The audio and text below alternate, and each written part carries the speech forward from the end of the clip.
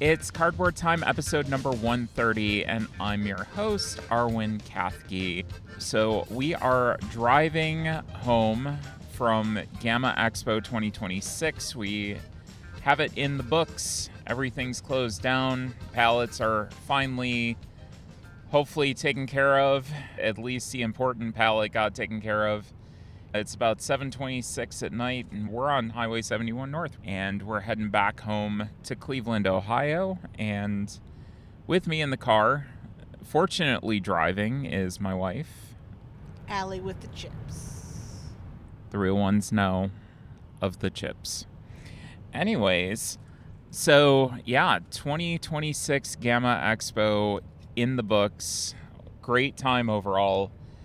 A lot of talking with people and hanging out. Unfortunately, I didn't get to do as much as I was hoping, just due to the fact that I, had to work part of the time on my day job, which was unfortunate, but such is life. I was very glad for the opportunity that I even got to go in the first place. So we will talk about why it was great and why I'm in a good mood right now. But we got to start with Sunday. We took our drive down to Louisville. We got a little bit of a late start, but once we got going, we started on our way down to Louisville, Kentucky. Had about a 5.5 hour drive roughly. And it was not too terribly bad, I would say. No, not bad at all. And before we knew it, it was time to get back in the car after we each checked into hotels. And we went to Pizza Lupo, which is a destination that we got to experience for the first time last year with our good friends and my roommate for this trip, Murr.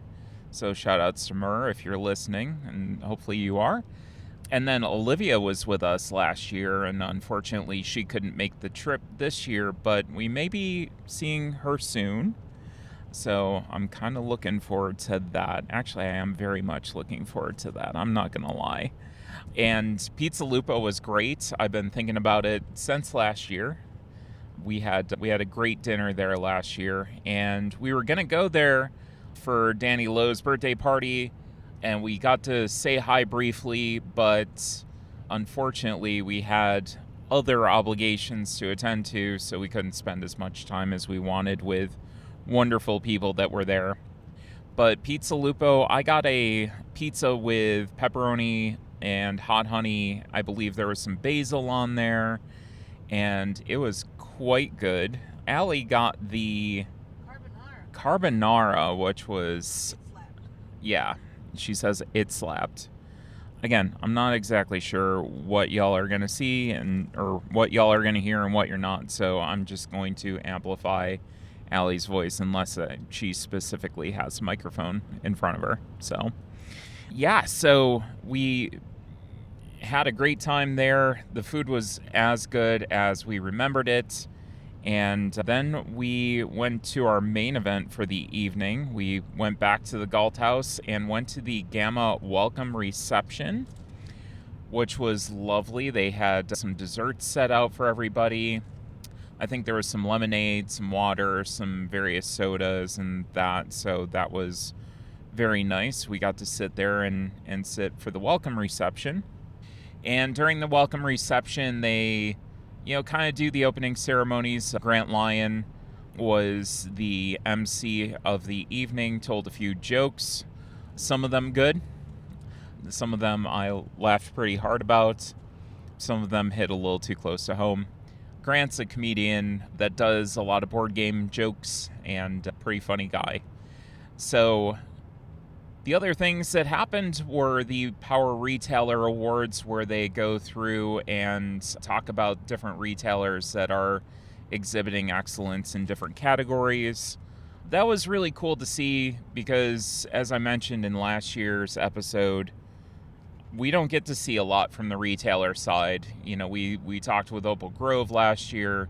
I've had Eric from Gots A Lot of Games on. But on a regular basis, usually we deal with designers, artists, publishers, that kind of thing. So, the retailer experience is a little bit different. And the one thing that really kind of stood out to me for the Power Retailer Awards was the sense of community that they're building, in their stores. The things that they're doing for accessibility, the really neat initiatives that they're doing to make things feel more welcome, things that they're doing for charity as well, being good community citizens. I thought that was really awesome to see and a really good part of the night. But the other reason that we were there was that they gave out the GAMA Inspirations Awards, which somebody in the car, it wasn't Allie, spoiler, it was not my wife, was the recipient of one of those this year. And we knew that they were going to announce them. I didn't know that I was going to be called up on stage and given my plaque at that time. And let me tell you what an honor it was. The thing was, when I found out that I was winning the award, the original thought was that we were going to be at the Horizons Fellowship dinner and they were going to give out the awards then. And the Horizons Fellowship dinner is wonderful. We'll talk about that. But this reaches a much more wide audience. The fellowship dinner is invite only. This was in front of basically anybody who was attending GAMA was able to come to the welcome reception. So it was a amazing time to start off with and a great way to start off the weekend. Or the week, actually. I shouldn't say weekend because GAMA is during the week. And, again, a real honor. I posted a statement. You can read that on the website, cardboardtime.com/news. There is a statement about receiving the Inspirations Award there that I put up. A lot of thoughts, most of which I won't go into now, but just appreciate y'all for listening and continuing to allow me to do what I do, continuing to support what I do and the important work that we all do together as a community. And that's not stopping at all, just because, you get some recognition. If anything, it's affirmation that we need to continue and double down on our efforts to make the community inclusive for everybody. And that's whether we're talking about color vision or we're talking about different marginalized communities being involved in the board gaming hobby. We need to make sure that everybody's welcome. So that's probably a good summary of, what I had said, but you can certainly read more on cardboardtime.com/news. So yeah, got a nice shiny plaque, got to give a little speech, and that wouldn't be the only one that I gave during the week. But yeah, it was a lovely little reception. Mingled a little bit before heading back to the hotel and getting some sleep. And Allie, I don't know if you did anything different during the night. Well, I worked most of the time at the Kess booth, as I do, but I got to meet some coworkers I hadn't met yet because, Kess headquarters is in LA and my office is in Ohio. And we got some folks spread out across the U.S., so I got to meet them. So we hung out and chatted a little bit before heading off to bed. Yep, so Allie got to meet her coworkers, and I got to hang out with Mur for a little while, and yeah, just enjoyed the rest of the evening. Oh, Mur and my coworker bonded too. They got along great. Oh, Mur and one of Allie's coworkers apparently bonded great, so that was good. Anyways, let's go on to Monday. And Monday I had to unfortunately work in the morning. That was kind of the deal with trying to conserve PTO because I have 2 honeymoons this year. I had GAMA, we have Origins, and some other things planned as well for the rest of the year. So I needed to make sure that I could conserve some time. So I wound up working in the morning. The hall wasn't open yet, so I believe that Allie was just setting up at the time, as the vendors do that aren't giving panels and different talks and that. That is one thing about GAMA. You can go, and the majority of the time on Sunday and Monday is spent in different panels and all sorts of different topics. They actually have a wider range, in my opinion, this year than they have in the past. Some really interesting topics like, how do you retain a lawyer? What legal considerations do you have? Specialized CPAs now exist for board game companies that are small enough that they can't retain their own, but they need to do taxes. There's a CPA service that does that. So being able to learn of those services, learn what's important and needed in the hobby as you run a business, and it is always important. And Allie has a point, apparently. Arwen should explain what GAMA Expo is to people that might not be familiar. Oh, that's a very good observation. So, GAMA Expo, for those who are not familiar, GAMA is the Game Manufacturers Association, and Expo is kind of the amalgamation of bringing people in from different walks of the industry. And a lot of what GAMA Expo was in the past was publishers dealing directly with retailers, and those were the two main groups that would go and have programming. Now it has since expanded to not just those groups, but also media, people in the event space, folks that are not publishing, doing their own designs and trying to pitch. That's one thing in my wrap up I'll talk about as well, is that there were way more designers there, or as they say, creators, in the space this year at GAMA Expo. So it's really a trade show. It's for people that are very heavily in depth in the industry. It's not the kind of convention that you can go and just go to just to go and have fun and buy things. Retailers will go to make deals, but a lot of times the product basically gets shipped after the fact. So retailers oftentimes don't even get product at the expo. They just get it sent to them. So yeah, a lot of different vendors from all sorts of walks of life, including manufacturing. That's another, group that shows up, and publishers are able to interact with manufacturers of all sorts of different things. So it's a really cool vibe. I hope I described it well enough. Yeah. Okay, awesome.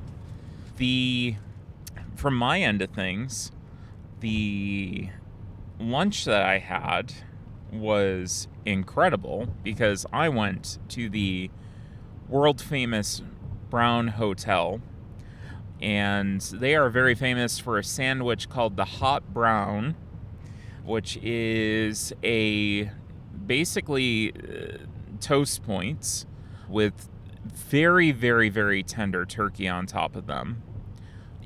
And let me reiterate that, very, very, very tender.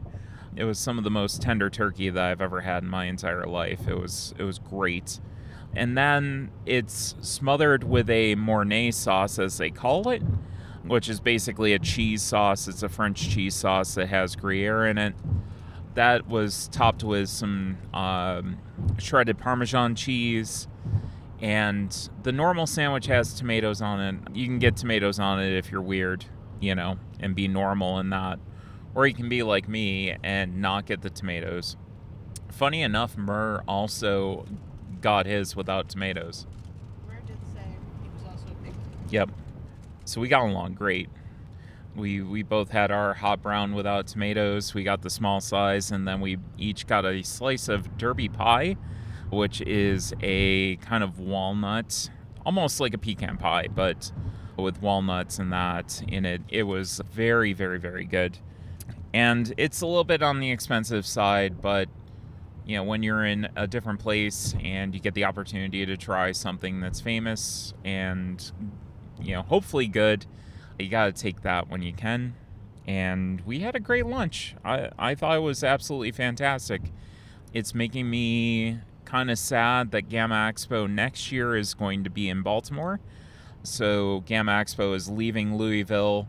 It's had its 3-year run in Louisville and heading off to Baltimore for the next 3 years, presumably. So that was my lunch, and then after that, I had my first meeting of the show, which was with Evan Halbert, and I got to play a couple of games with Evan finally on a Monday at 2:00 when I arrived at the convention on Sunday at 4:00. So, yeah, a little bit less than 24 hours later, I guess, and, finally get to play a game. GAMA Expo is also not about playing a huge amount of games.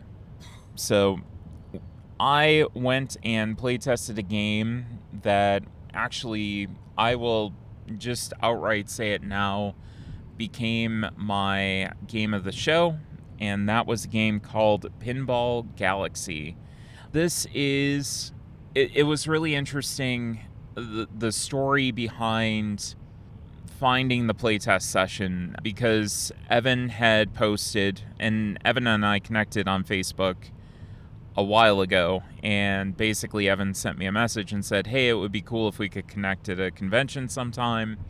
And it was like, yeah, absolutely. So Evan posted on Facebook that he was going to be at GAMA, and I wound up seeing the rest of his post, which said, I've got these games with me.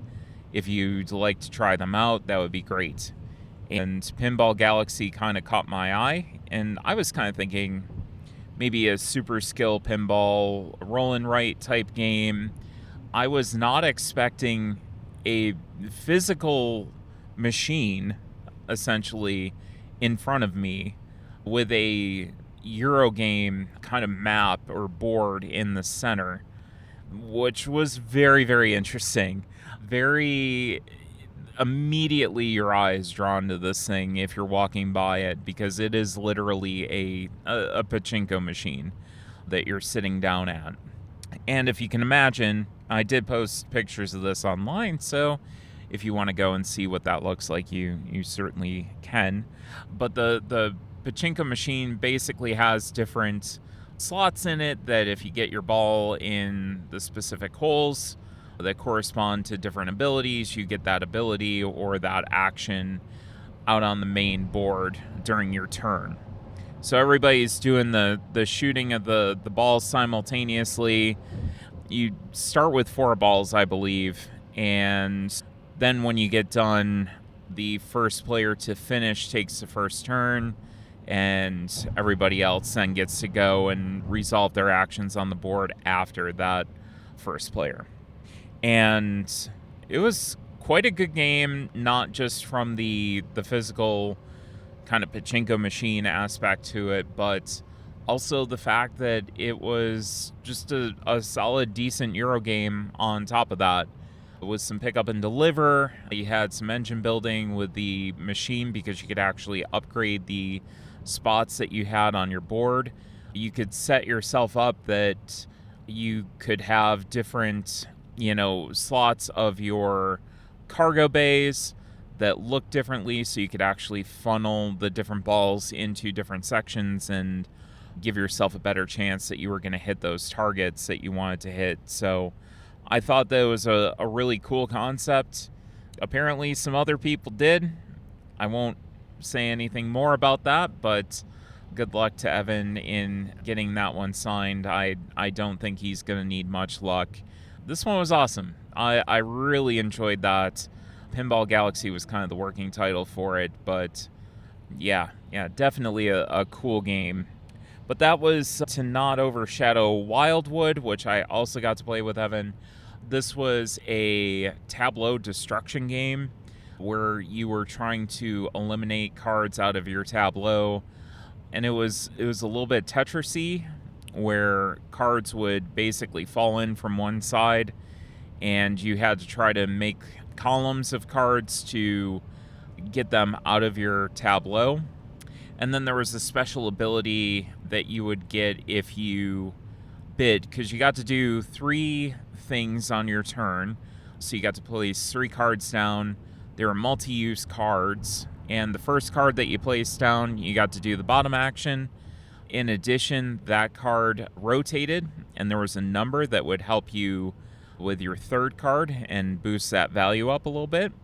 The second card in the middle, you got to do the action that was in the middle of the card. And then the top card had a number on it that was boosted by the bottom card, which you'd rotate up. And that would help you in a bid for a special person who was attuned to this magic that would help you eliminate cards out of your tableau. So the highest bid would then go and, go and get that card, which you could then refuse cards if they were going to get dropped into your tableau of that color after that. So if you had that person that had that affinity with that specific magic, you could go and just basically say, nope, I don't want that card. So that was really cool as well, and really enjoyed that. That was Wildwood, if I didn't mention that. So yeah, enjoyed both of Evan's games. He's a solid designer. I'd like to check out some of his other stuff as well when I get the time. I know that he's got a lot of prototypes in the hopper as well. Unfortunately, I couldn't go for a third. Even though he offered one up, I had so much other stuff that I had to get done. But yeah, definitely looking forward to spending some more time with Evan in the future. Great guy too. Really, really solid dude. And then I got to head back over to the convention center for the first time during the trip, and I had to use the bathroom. And for those who were there last year and used the bathroom, there was a situation with the toilet paper. And so I was real skeptical about the situation with the toilet paper that was going to go on this year. And I was kind of worried. But fear not, we were able to get more than 2 sheets of toilet paper from every pull. And I think that benefited everybody, and I was glad to see it because that was a real pain last year. Do you remember that, Allie, at all? Yes, I remember the just tissue paper, thin toilet paper that would tear if you looked at it. Well, not only that, but you could only get like 2 sheets. Yeah, because you looked at it wrong. Yeah, you look at it wrong and it's like, nope, I'm going to tear. And you're going to struggle to go and get any others. So that was kind of a running gag amongst some of us throughout the weekend that we got the good toilet paper this year. So it was time after that to take a quick lap around the media first look. So I did that, and it was a quick lap because I wanted to make sure that we got to dinner and stopped by a couple booths, particularly Asmodee. I stopped at and chatted with a couple of different friends. But yeah, mostly just kind of making the rounds, talking with some people. One thing that I will mention that I saw during first look that really stood out to me was there is a La Granja kind of universe roll and write that's going to be coming out from Capstone. I don't have the title offhand, unfortunately, but that one is going to be one to watch. Ruel and I were just standing there next to each other and looking at each other and basically saying, yeah, this looks really good. It's absolutely a spreadsheet roll and write, and I'm here for it. I've heard good things so far, so I'd like to try this one out in the future. That one will be coming out this year. So that was fun. We also had dinner after that. I had to make my way over to Addie's. And for those who don't know, Addie's is a Mediterranean restaurant in downtown Louisville. I believe it's literally one cook in the back who's this lovely older lady. And I believe her husband is at the register kind of a quirky guy. You don't know how he's going to react to you. Sometimes he's insanely cheerful, and then other times he's kind of wacky. But originally we were supposed to have dinner with Carla and Nick, and unfortunately Carla wasn't feeling very well, so we didn't have them with us. But we did have Allie, we had Beth from Restoration Games, we also had Aisha and Sarah from Opal Grove, so we got to catch up with them and have a dinner that took forever to get but was quite good. And then we had some other friends that we thought would join, but it's GAMA. Things happen, especially with setup. People think that, setup's going to take a certain amount of time, and then it takes longer, or other things come up, and that's just kind of how it goes. But yeah, lovely time with those folks. Enjoyed sitting down and having a nice conversation with them. The food at Addie's is always good.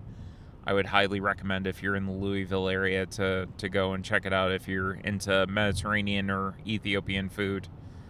I don't get the Ethiopian food because it's usually not a cuisine that I enjoy, unfortunately, as much as I like, breads and stewed meats. Just the preparation and the spices that they use just aren't super appealing to me. Then it was off to game night, and few highlights. I did get to walk around with Aisha and check out different games with her. It was very interesting to also kind of see what she uses game nights for as opposed to what I use game nights for. She's primarily looking for things that she could stock in her shop that would sell, that would appeal to her community. And, I'm just looking for new games to sit down, try, play, things that I've really wanted to check out. That's pretty much what I'm there for. So, yeah, kind of interesting to get that perspective from Aisha and walk around with her on that. We played a few games. Jibber Jabble was a all-play game that we got to try, and one person was trying to guess a word, and then the other players at the table knew what that word was and could only spell clues for it one letter at a time. And so basically, if Allie, myself, and Aisha were playing and Aisha was trying to guess the word, Allie and I would have to go and give letters of a clue back and forth, not necessarily knowing what the other person was going for. So it was a little bit like the old improv comedy sketch where they would give one word at a time. This was actually one letter at a time. And it was a lot of fun. I think it's a cute little word game, a little party game. And, All Play does that really well with their small box series of party games, a lot of word games and word association games that they do. We just went by a big truck. So yeah, that was the first one I wanted to talk about. The second one was Soothsayers from Play to Z Games. We got to play that with Zev Schlesinger, who's very legendary in this industry. He started Z-Man and has done an incredible amount. I haven't really spent much time with Zev at all. This was really my first time getting to sit at a table and have a conversation with him, so that was really nice. And, having him play with us was a lot of fun, too, because he was really excited about the game.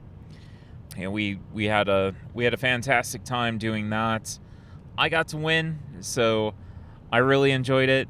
I had played Soothsayers on BGA a couple of times before, enjoyed it, but I really wanted to see what it was like in person before I went and requested a review copy, just because I thought it was maybe missing a little bit of the appeal that it really could have in person. And I did find that it was much easier for me in a non-turn-based game to go and see what my opponents were doing, because it's a very, very interactive game where you're trying to make sure that you're going to get points first There's a little bit of engine building where you're upgrading your cards and you're getting more powerful as the game goes on, but you're ultimately trying to get the highest card of a specific suit, and then you'll get a token that can pass around. You can also buy tokens. There's these big tarot cards that also let you turn in different things for tokens. So, really fun game. I really enjoyed this one. Aisha really enjoyed it. And not a bad MSRP either. I think that one's going to go for $30. And it's a nice little card game. So, I will be picking that one up at some point, one way or another. I will be taking a peek-see at that. Also got previews of Dark Heist from Ashy Feet and Kindling, and liked the looks of both of those. I didn't get to play either of those, but glad that I got to meet those guys and check out their table. That was a lot of fun, getting to sit and chat with them and kind of hang out and listen to their stories. They were basically the Horizons fellows this year, and you're really happy that they were able to make the trip out to GAMA, because getting to see new, unique things is always cool.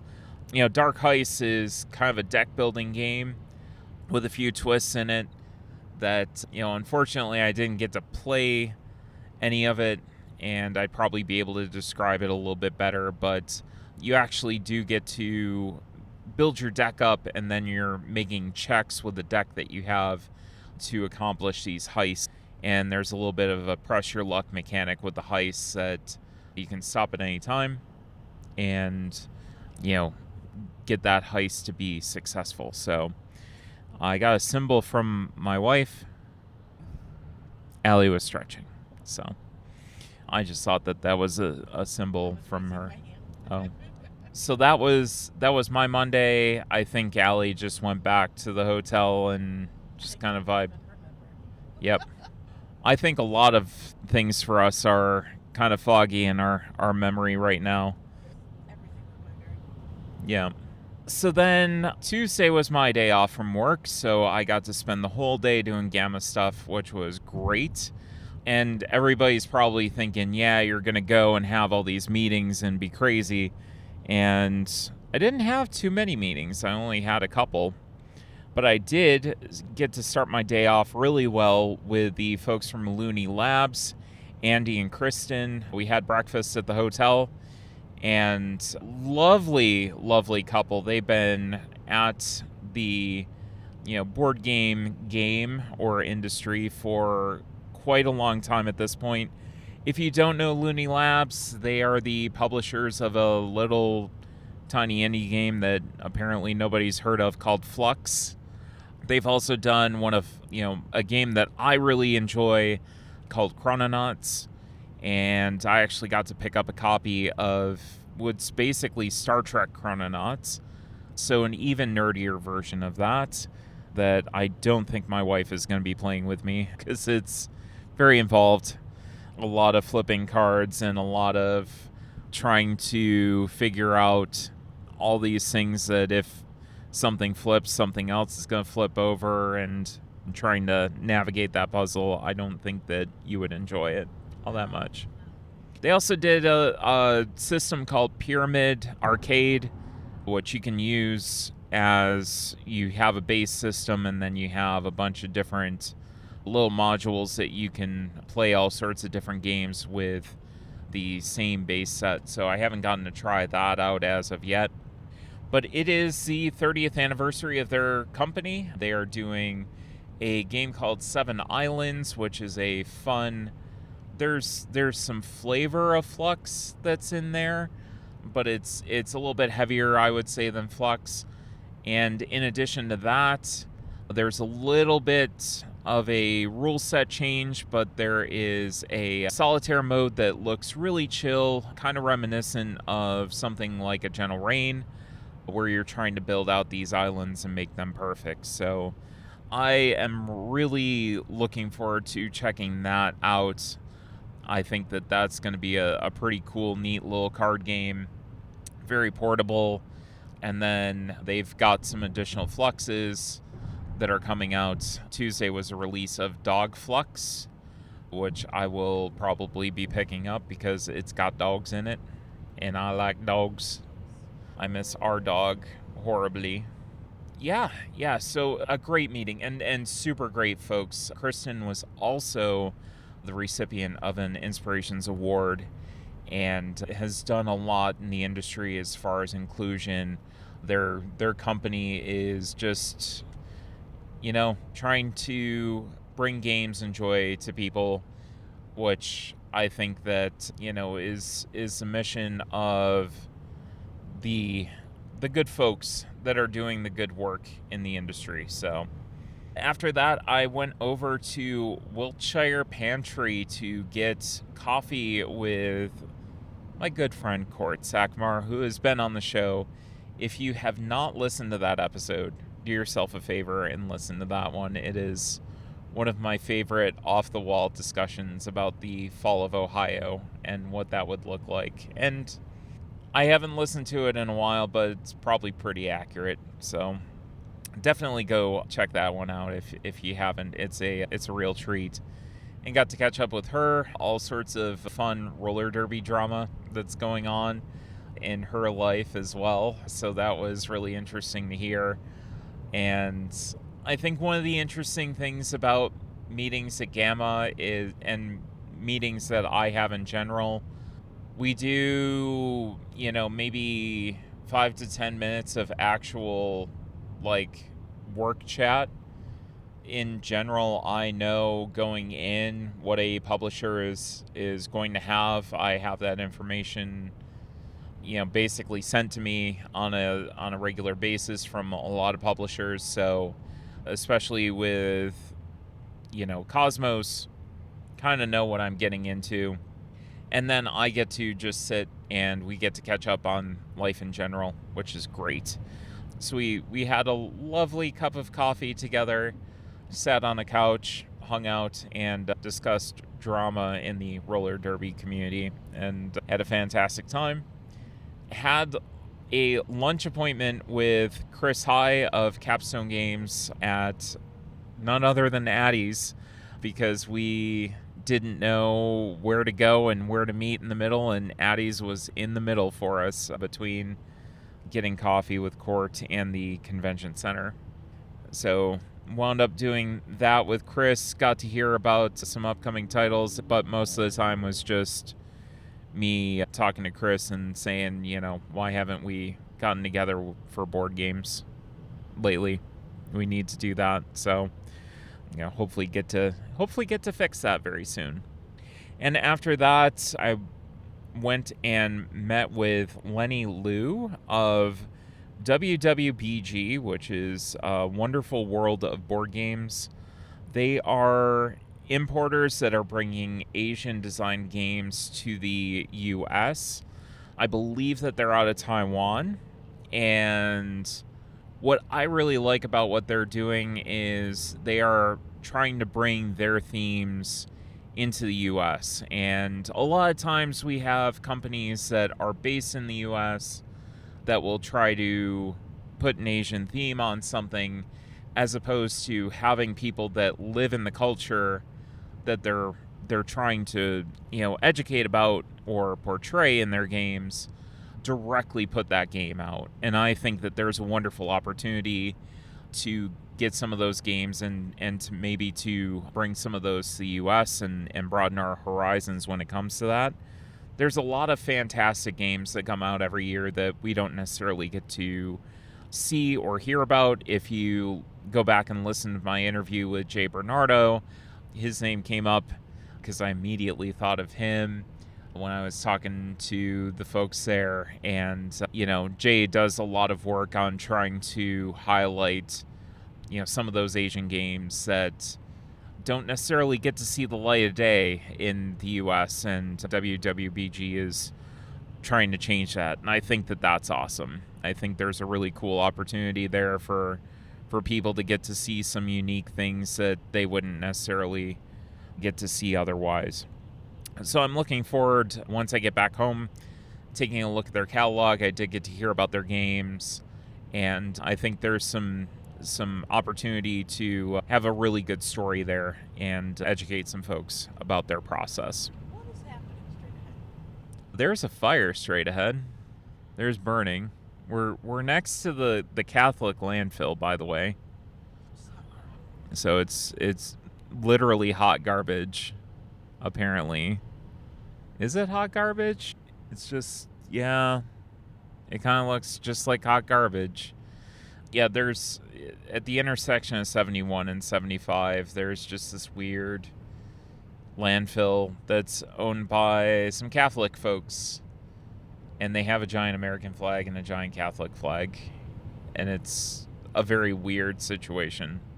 So yeah, that's, now you know where we are on our way up to Cincinnati, Ohio. We're almost at the intersection of 71 and 75. And then I got to go to Luma Imports and play a game called Circadia. This was a set collection game, which you're trying to collect sets of cards. If you get enough of a suit of cards, you can only play numbers to a specific set that you're trying to collect. You can only play it one at a time unless you're playing the same number, and then you can play multiple at a time. And you can also only go in either equal or ascending order. So you can't play anything that is further or lower than you've already played. And then you're turning those in for another card, which gives you points. Kind of, like there's a little bit of Splendor in there, but not that engine building type deal with Splendor, but basically cards that you're gonna go and you're gonna get points from. Pardon me if I'm not completely lucid and coherent right now. I am eepy. But yeah, you're turning those in for points. And the other thing that adds a little bit of a wrinkle to it is you're building up your tableau of these point cards, and you have to alternate between day and night cards. And those are just basically different value cards that become available. Some are day cards, some are night cards that become available. And you can't play a day card on a day card and a night card on a night card, so you have to alternate. So that made it interesting. I don't know as though I necessarily need it in my library. I did really like the art on it. I thought that the art was very cool, but the gameplay was fine. I don't, again, know if it's necessarily something for me. A fun little card game, but again, not necessarily sure that I need it specifically. I did get to walk the hall a little bit after that, say hi to some folks, and then I went to the Horizons Fellowship dinner. So the Horizons Fellowship dinner, like I said, that was the original place I was going to get the... There is a lot of flashing lights going on. We're having a disco rave with the lights. Not cop cars. Allie's driving very well. But yeah, the Horizons Fellowship dinner, we got to see all the different Horizons Fellows and hear about what they've done, and got to see them as a group. We had a wonderful dinner with some wonderful folks. Had some incredible people sitting at our table, eating dinner with us as well. Molly Zeff, who's done a lot of work for diversity in the industry, was there with us. Andrew Chesney, who's a legendary figure in the industry, got to sit next to him. And, it's kind of been a mentor to me, so it was cool getting to sit next to him at the awards dinner. Devin Norris, who also works at Chip Theory, was there. Amy Bio, who has a lovely little company. She just put out Pet Names, perpetually smells of cake, and is a wonderful human being. Was cutest dress? Oh, the cutest dress. It was so adorable. And she is such a positive force. You can't help but smile when she's around. And then a couple other folks were with us as well as Grant Lyon, who also sat with us. So that was really cool. And then came time to get the award, which I gave a speech and proceeded to cry the entire time. Almost the entire time, but it was a very emotional moment for me. And very appreciative of the fact that, again, I get to do what I do, and we get to keep fighting for diversity and inclusion in the community. A lot of great other recipients that have done so much work in trying to make this hobby a better place for everybody to be, and excited to see next year's awardees as well. It's something that I may step in and help out with if I have the opportunity to, just to keep things going, because we have to keep this train rolling. I'm trying to think of anything else from the dinner other than seeing some wonderful people. And the ceiling tried to fall in on us at the hotel. That was something. It just started leaking. Then it started leaking real bad. Yep, and it started leaking real bad, and then all of a sudden it just got better and then stopped. So we just put some trash cans underneath, and the hotel staff didn't check on it at all, but we survived it. Survived ceiling nearly cave in 2026. So yeah, a lot of good vibes and a lot of renewed sense of work that we need to do in the community to make things better. So after that, we went to the DEI reception, proceeded to have more food, some more dessert, including like some of the richest brownies I've ever had in my entire life, and just chatted with a bunch of folks. And of course, after that, I had gotten a message from Jack Rosetree, who said, "I'd really like you to play my game." I said, "Cool. When are we playing your game, Jack?" And Jack said, "After the free play ends." I said, "That's 11 o'clock, Jack." And they said, "I know that's 11 o'clock. Can you come play my game anyways?" I'm like, "Yeah, I'll come play your game." So their game was a game called Spellbook Shuffle. And Spellbook Shuffle is a memory game, so Allie would immediately hate it. But it is a dungeon crawling memory game. As you're traversing the dungeon, as you get to different rooms, some people have to go and flip the spell components over. So there are two different components to basically each spell, and hopefully I'm getting this right. But there's an element, so you might have acid, you might have frost, something like that. And then there's another aspect to it, like a shield, a gate, things like that. So what you ultimately have to do as you're traversing these rooms is remember these spells that you flipped over, and then eventually, as you go through more and more, you are going to have to reflip these spells and hope you remembered correctly which spell you flipped, because it needs to satisfy a certain either element or aspect that it's calling for. There was a little bit of logic that was also involved, because once you got to a certain point, there was only two of each aspect and component or element. So once you were done with that, you could kind of forget the other aspect of the spell. So if I've gone and I've seen both the frost cards that were requirements, then I knew that I never had to deal with frost again, and I could just drop that knowledge directly from my brain. And then you also knew that you had 4 gates, 4 shields, 4 acid, 4 frost on your board, and you would be able to go and basically use that knowledge to deduce roughly, what you had flipped over and what you hadn't. So there was some logic to that, which I thought was really cool. It is not going to be for everybody, but for someone like me who loves sadistic games, it is right up my alley. And I really enjoyed it. Some of the other folks at the table didn't necessarily enjoy it as much as I did, but I do like, a good punishing game. Wound up winning, but Jack playfully said that it was part of their Design by Sadism series. So they are doing a bunch of very sadistic card games, which I'm here for. I'm interested to see what they say next. So it was good to see them. I really like Jack and haven't seen Jack in quite some time.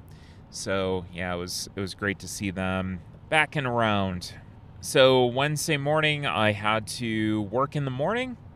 Once I got done with that, I went over to a pizza place called Beer Nose, and it's spelled BAARNO''S. I got lunch with Helena Capel of KTBG and Burnt Island, and again, we maybe had a 2-minute conversation about games, and then the rest was us catching up about life in general, and it was excellent. We had a conversation last year where all we did was cry for an hour, and we only cried once, so it was great.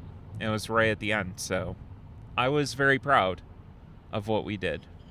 And a good pizza. We weren't necessarily sure what was gonna happen because our waitress was very southern. I'll just say that. She was very southern. She was sweet, but she was very southern. And what I mean by that is, she was like, "Oh, well, you just want this." And it's like, "No, I don't want that. I do want just this." Helena just does not get along with red sauce, so she literally just wanted cheese and no sauce on her pizza. And they were like, "Oh, you want garlic sauce?" And she's like, "No, I just want cheese and bread and the toppings that I want on here." I think she got banana peppers and pineapple, which, by the way, pineapple is a fantastic pizza topping, although my wife hates pineapple, so she does not know of the amazingness, oh darn, of pineapple on pizza. So it's always great catching up with Helena.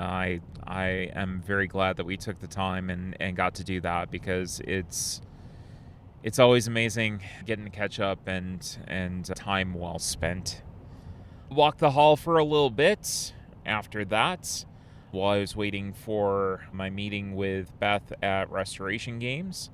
So while I was walking the hall, I got to see the Power Corner, where you had Weird Giraffe Games, you had Ashwin from Urban Professional Games representing, bringing chicken fried dice to GAMA. Game of 2026, I'm telling you. I'm calling it now. For us anyways. I mean, it's such a solid game. A review upcoming, by the way. Even though I've talked about it exhaustively, I have not done an official review, and I've been waiting to drop that until we were getting closer to the crowdfunding campaign, which we're getting super close, which I'm super excited about. Anyways, got to see them along with, the wonderful folks. 1 second here. I got a cramp. I got a hand cramp. It's terrible. Oh God, it's awful. So I got to see Sabrina and Emily. Emily is the publisher with Pink Hawk Games, and she does a game called Pirates of the High Teas. She also designed a knitting circle as well. So she's killing it right now, and a lovely human, and also was on Cardboard Time. So I'm just saying, you can go back and find out all about her if you haven't already. And I'm going to switch hands. And then Sabrina Kulba of Ludoliminal Games, who produced Diatoms, one of my favorite games of last year. Such a puzzly little masterpiece. Was also there, so I got to see Sabrina as well. And some other folks. I got to say hi to Jillian from Brotherwise and Sam from BA Games and probably some other folks. Seppi. Jesus. Seppi from Floodgate. And also if I don't know if Barcane is up as well. Barcane is taking late pledges right now? Oh, Barcane is taking late pledges right now. I gave it to someone else today. So if you want to go and support great queer people, you can go and support Barcane by Fighting the Box. Shout outs to Seppi, who is a lovely... Oh, Barcane. Yeah, so Allie reminded me that I have to say what Barcane is. Barcane is a RPG that you go and play on walks with your dog. And I think that is magnificent. I did promise Seppi video content. You did? Oh, you did? Okay. I didn't get to spend nearly enough time with Seppi because I was on my way back and forth with meetings and that, but I did get to stop in and say hi to him, and very glad that I did. Always good to see him. And some people, unfortunately, during the convention, there's always people that, hey, there's not enough time to go and see, and unfortunately... There's so many exits right now. Oh, there's a lot of exits. Okay. I need one B. Yeah, so you are going to stay off to the right-hand side. Yeah, I think you'll be all right there. We're in Cincinnati. We are in Cincinnati. We made it to Cincinnati. Home of Capstone Games. Chris High is probably home by now. He was not there when I went to look for him. No, I legitimately saw Chris leave the building fairly soon after Teardown. So I saw him, and I'm pretty sure he was rushing to get to his car and get home. But yeah, I don't blame him one bit. So yeah. So home and Capstone Games. I'm trying to think of what other fun Cincinnati facts. Home of Skyline Chili, by the way, because I'm trying to fill airspace while I'm waiting for other directions I have to give to Allie, because this is a weird area. And so stay in the middle. And let's see what the next one is. Yeah, you're going to want to stay on 71 North, so keep right. This is the area that's right by the stadium. For those of you who know Cincinnati, you know what I'm talking about. Okay, yeah, maybe. Yeah. Nope, that's correct. And now we're going to go through a tunnel, I believe. So this is extra exciting because I'm pretty sure that I'm autistic in some form. I like tunnels and trains. Trains and tunnels. No hazmats. That's why we are going through a tunnel. Yeah, so we're passing by the stadium right now and the arena where they play the baseball and sport. Do sport and music. And yeah, we are going through a tunnel. Nothing like going through a lovely tunnel at night here to just blast your eyeballs with all sorts of light. That's great. It's good. It's good. Yeah. Okay. So we are back and ready to go here. I'm not cutting that part out because I'm lazy. Anyways, so we were talking about Barcane. Yeah, definitely go and check that one out if you haven't looked at Barcane and again want to support queer creators. That's definitely a fantastic one to go and support. For Charlie Barcane content. Yes, we need Charlie Barcane content, so we are going to provide Charlie Barcane content. So yeah, did get to say hi to Seppi and all sorts of other folks while I was making my rounds. And then I talked with Beth at Restoration Games about what we could do to partner, with each other. And I will say that there is a lot, hopefully upcoming, that we will be doing with Restoration regarding some interviews that we'll be talking with some fantastic people with amazing stories, and the good folks at Restoration will be on the show at different intervals. We're gonna plan out a calendar and get that out to you and spread it out throughout the year so that not too much Restoration at one time. You can't handle so much restoration over and over again. You gotta spread that out. You gotta spread the love like peanut butter. Anyways, it is getting later and later, and I'm getting goofier and goofier. But yeah, I'm very excited about that. Yeah, by the way, if you haven't heard my Unmatched review, definitely go check that one out, the Teenage Mutant Ninja Turtles one. I saw that set up on a table, and I reminded myself that I want to go back and play that when I get home because it was great and need to play more of it.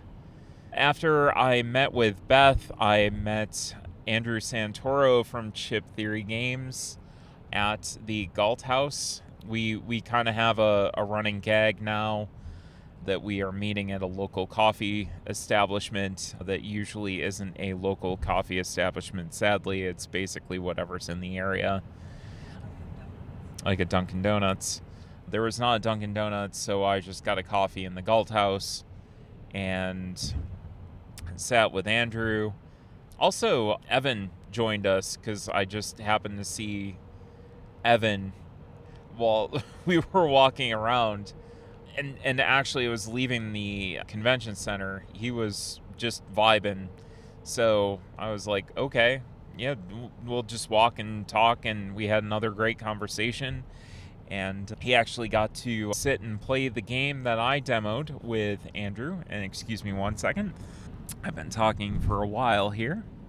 The game that we eventually got to play after we basically got kicked out of the center bridge area of the Galt House because there was a fire. What? Or a fire alarm, rather, in the west tower of the Galt, where your hotel was. Again? I must not have been in my hotel. Yep, you weren't in there at the time.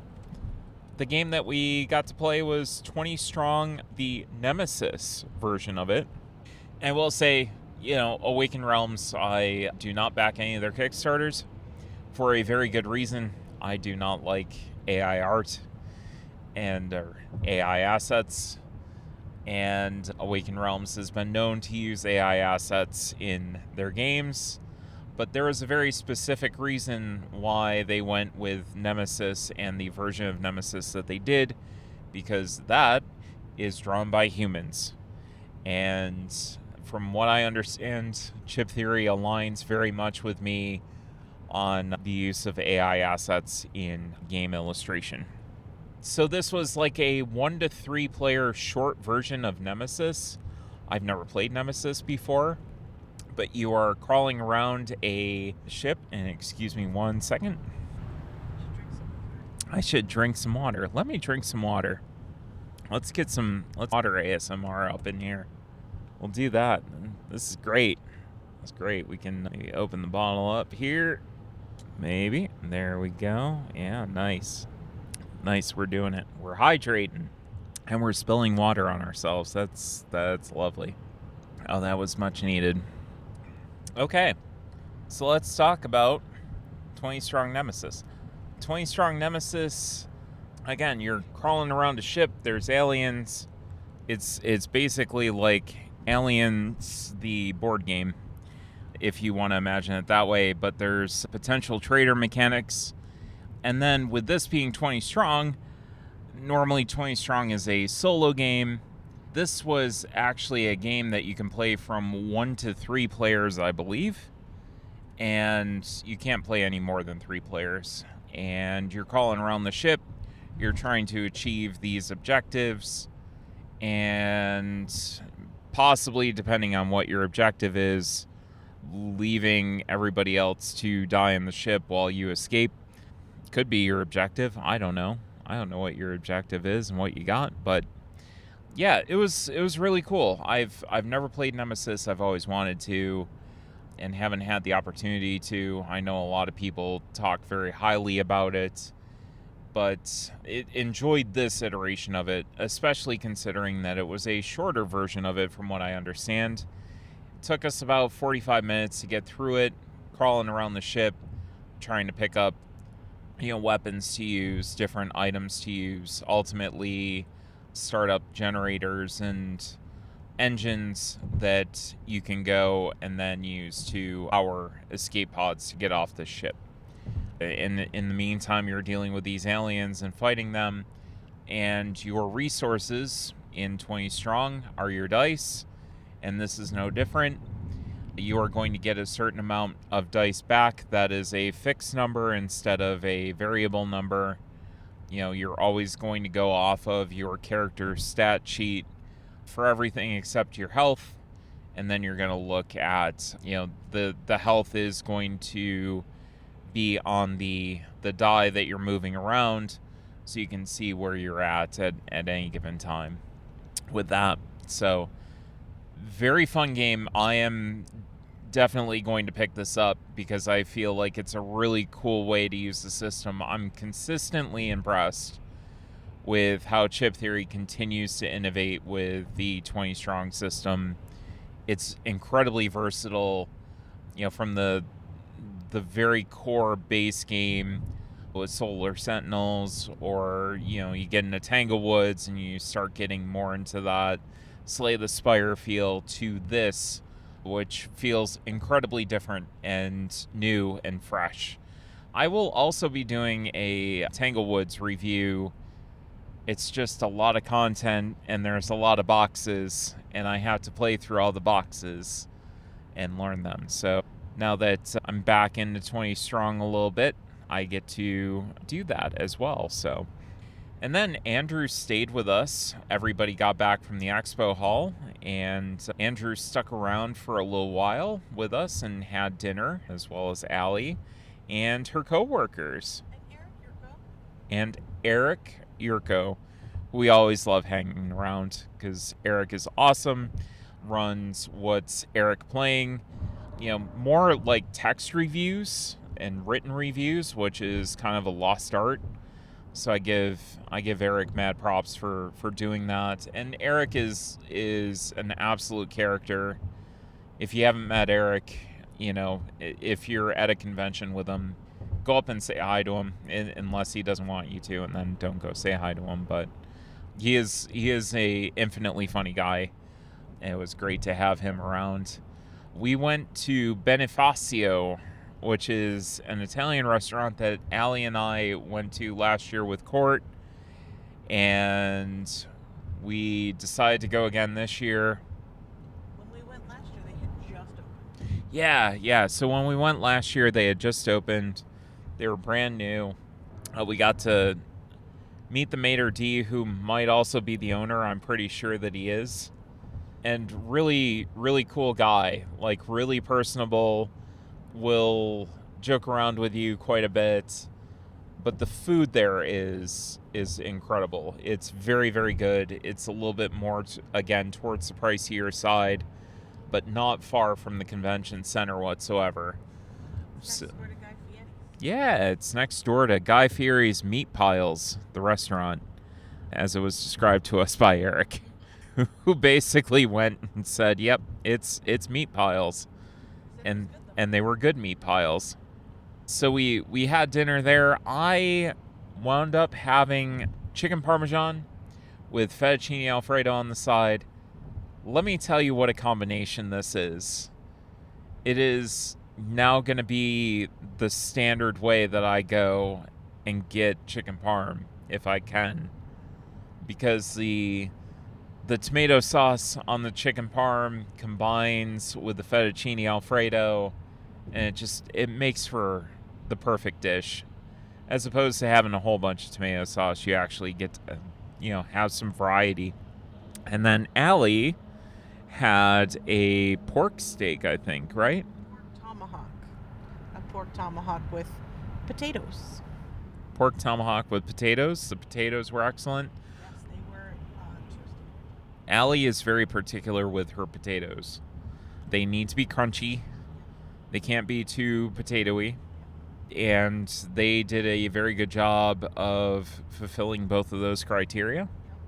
And the pork steak I thought was good, but it was mustardy, and I didn't care for that. It was like a Dijon kind of vibe. The mustard?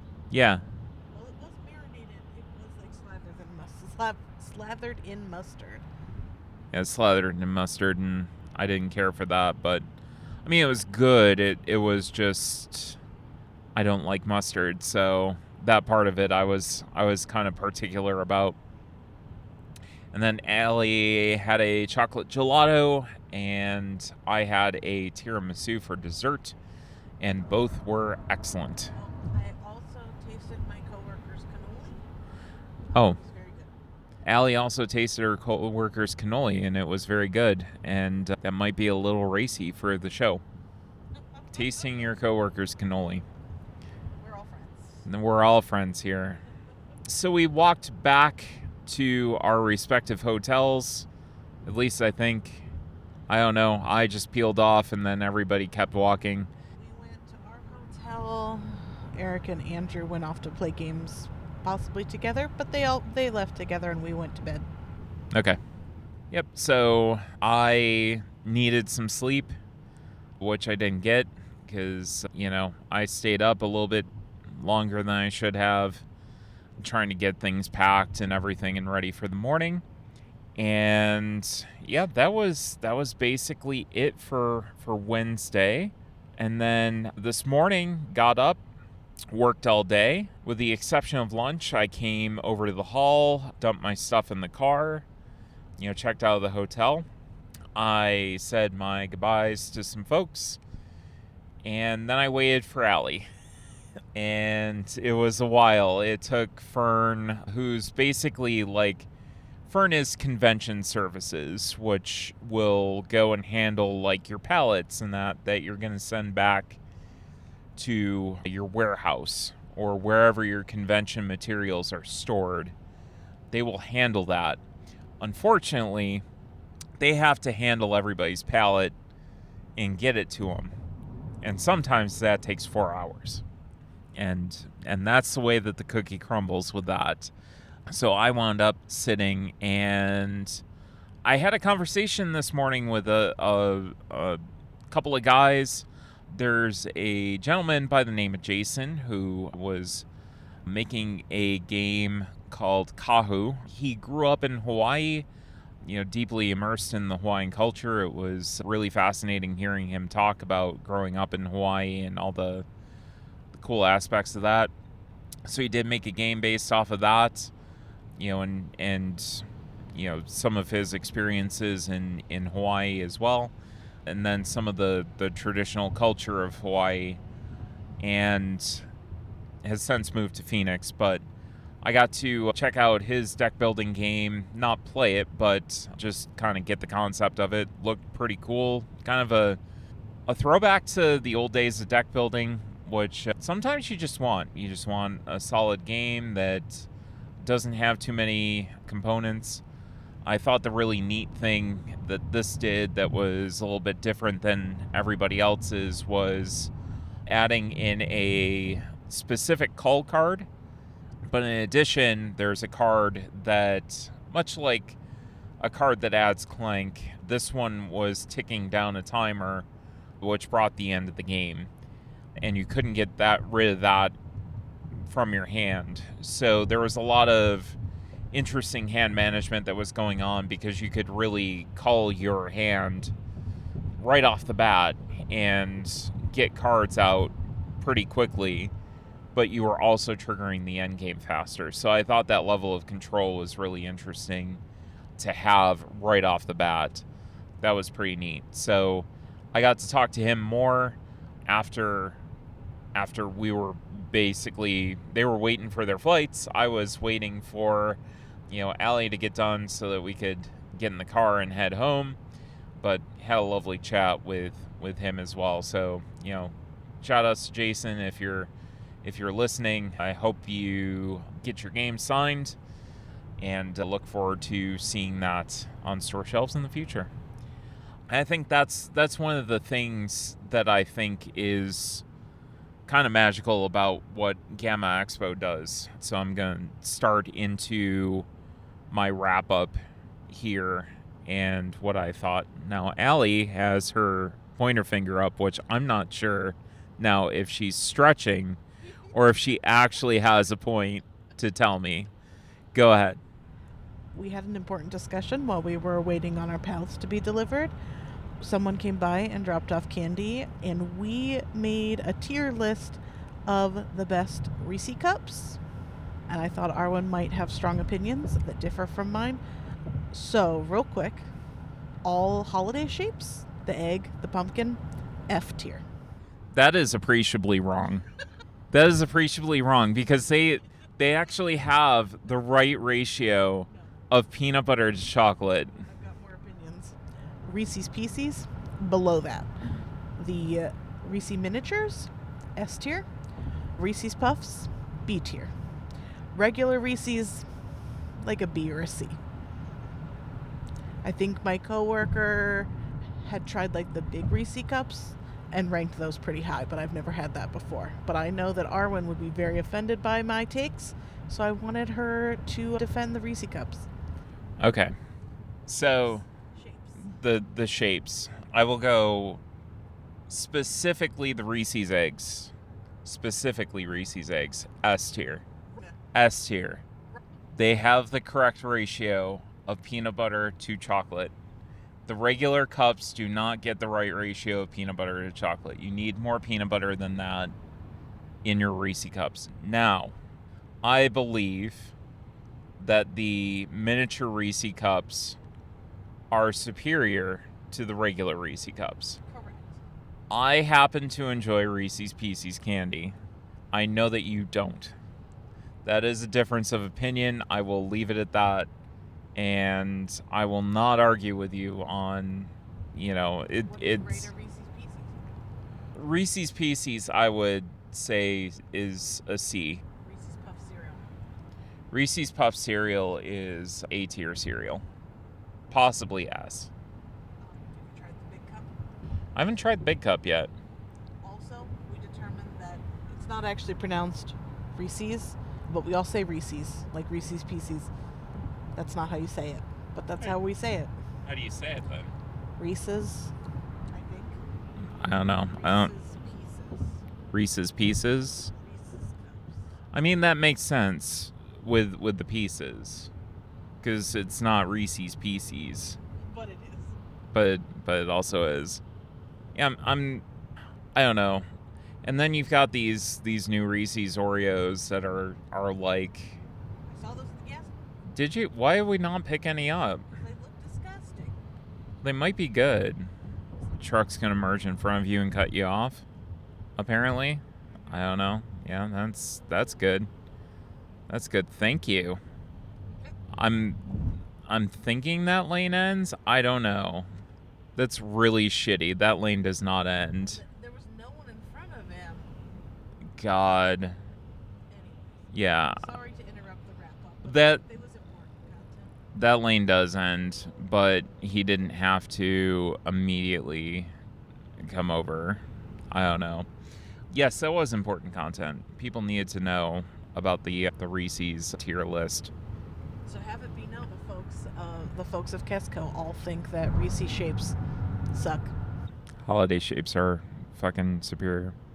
I get to swear because it's my show, so I can do what I want. I can drop one F-bomb every once in a while because I'm tired. Ew. Anyways, so wrapping up, I had opinions about GAMA last year, and I'm going to go into my thought process for GAMA this year because I was originally not going to go to GAMA this year. I learned a lot last year. I learned a ton, and I was very grateful to the organization for bringing me in as hosted media.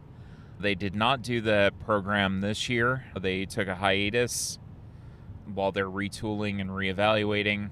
In addition, they've had to spend money to do other initiatives this year, like fighting tariffs and such things. So that doesn't leave money for people to develop in board games and be awesome because we're busy fighting dumb things. And that's all I'll say about that, because y'all have heard me talk about tariffs for a long time. GAMA as an organization is not perfect. It is an organization that has made a lot of progress over a relatively short amount of time. I would say within the past 5 years, I have seen it do much better. It continues to do better. It is still not perfect. There's still flaws. When it comes to the Origins Awards, let's put the designer's name on there too, because that's kind of important. Things like that, just, come up, and it's like, there are things that can be improved.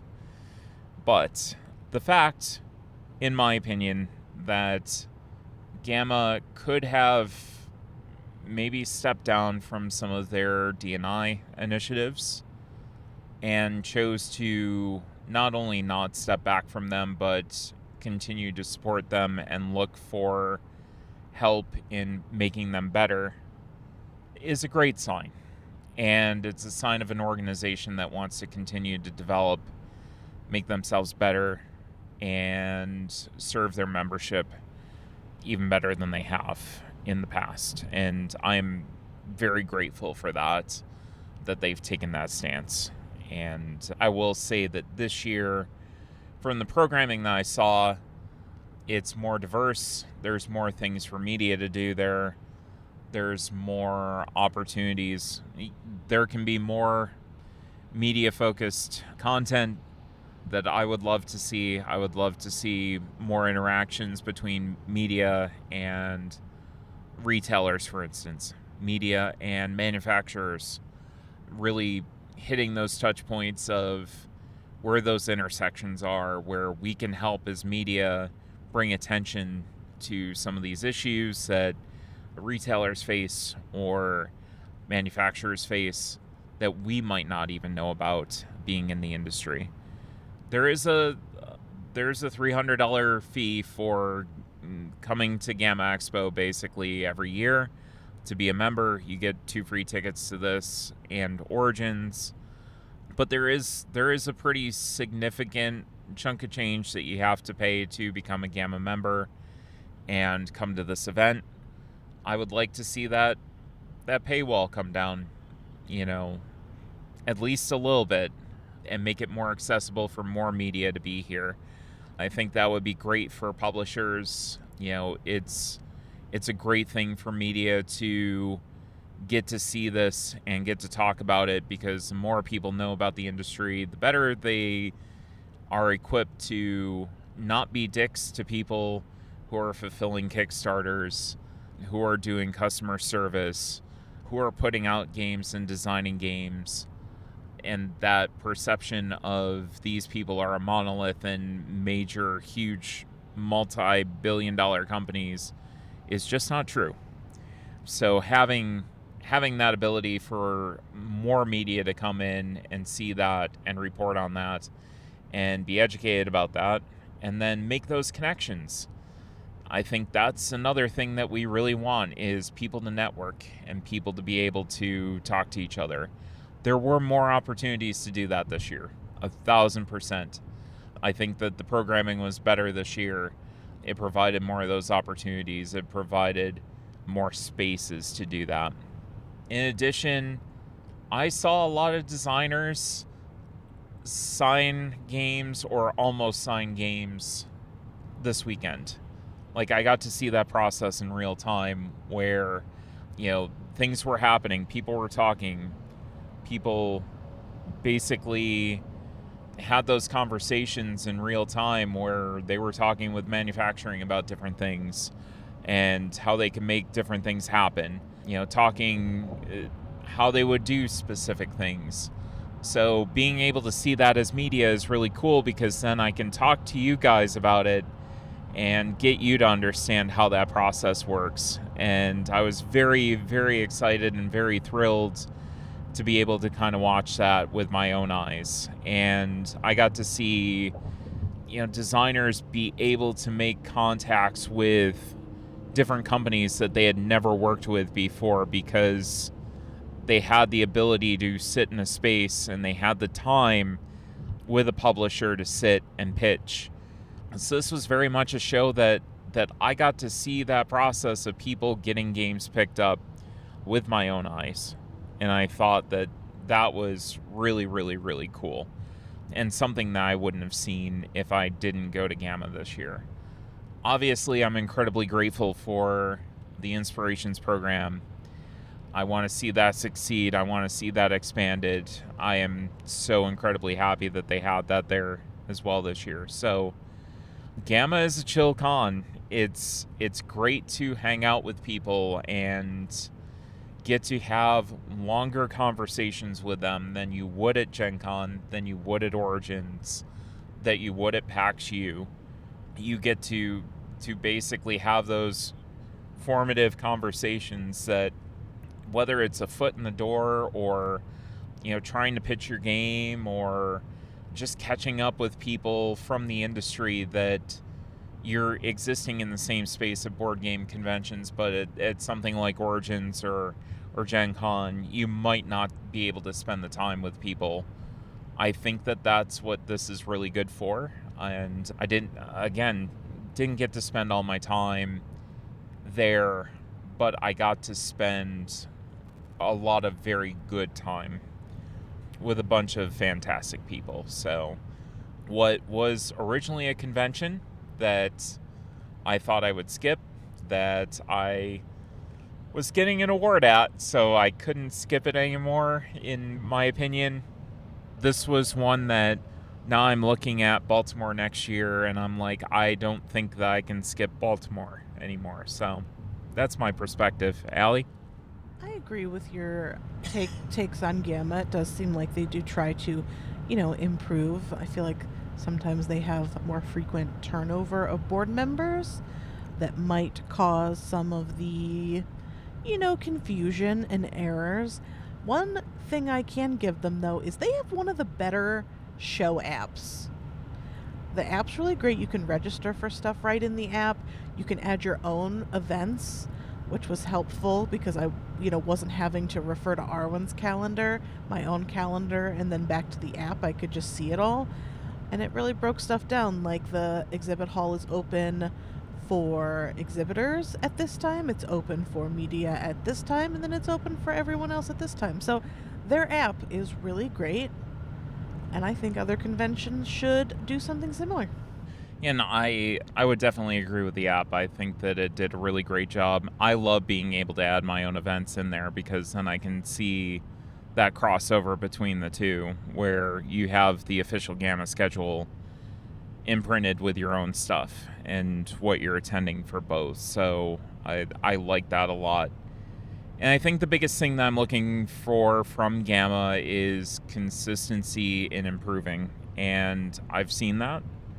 I'm happy with that. That is one of the reasons I'm not upset about getting a membership this year, personally, is that I do think that they're improving. I do think that they're trying to make things better. It's slow, but it's also a lot of volunteers. And, I've seen a little bit better consistency, maybe not necessarily in the media space with Amy leaving, but, I'm starting to see a little bit more consistency in some of the other areas. So I think stability would help immensely, and hopefully we'll get some of that. It's the organization that is the trade organization for our industry, and the only way to make it better is to be part of that, to work with people and provide suggestions to make it better. And sometimes you have to do that multiple times for it to sink in. But again, it does seem like they're doing a better job at improving and trying to take that feedback and incorporate it. So that's what I gotta say about them as an organization. But yeah, a great, fantastic time at Expo this year. I was so thrilled to be there. I'm not thrilled to be getting home so late, but them's the breaks when it comes to conventions, and that's just what happens. You're kind of at the mercy of Fern and getting your pallets when you get them, and you have to pack up as fast as you can. And sometimes you get your pallet right away, and sometimes you have to wait. So, that's just kind of the way that it is. But I hope y'all have enjoyed this. I've enjoyed it, and again, to everybody listening, thank you so much. and looking forward to continuing to provide semi-lucid content on a somewhat regular basis that is unapologetically from the heart from me. So, and sometimes from Allie and sometimes from Allie's chips.